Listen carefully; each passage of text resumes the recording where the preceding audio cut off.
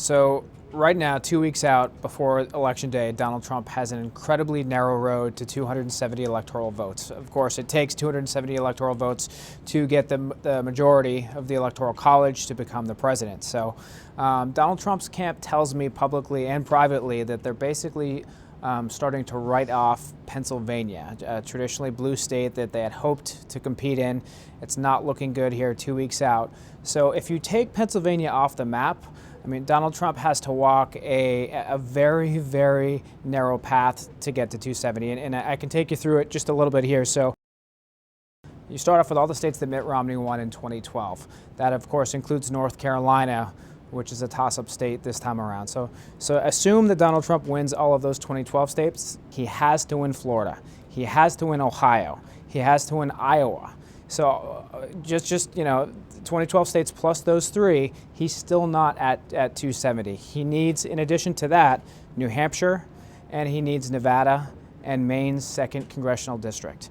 So if you add up all of those states, he gets exactly 270, which leaves, of course, no margin for error.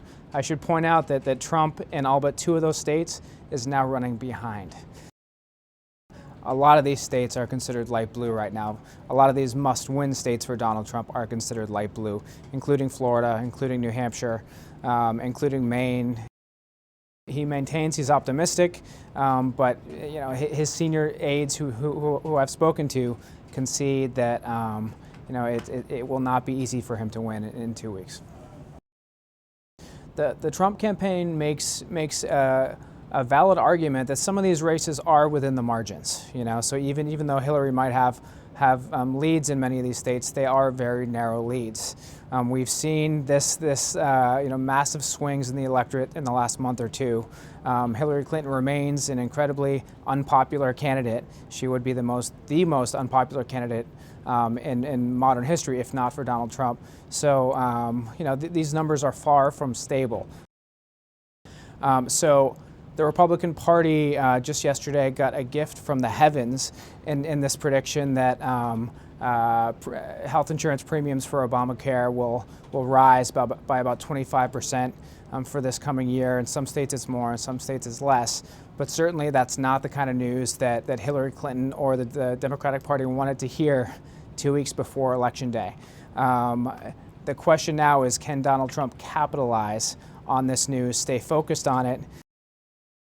Most Republicans I've spoken to are not very confident that Donald Trump can stay on message. There was a fascinating event today in Florida where Trump talked about that for a few minutes, healthcare insurance increases, and then he proceeded to promote his own golf resort at Doral. He paraded employees on stage. It was the kind of event that I've certainly never seen in covering presidential politics for years. So Donald Trump, aside from having a very narrow path here, really needs to stay on message over these final 2 weeks, which isn't something that we've seen him do over the last year and a half.